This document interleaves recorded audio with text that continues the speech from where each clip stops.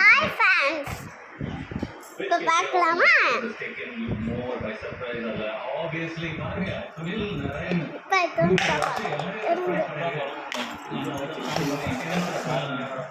Hi fans, கிட்ட பாருங்க, இங்கே பாருங்க, இதை வைக்கணும்.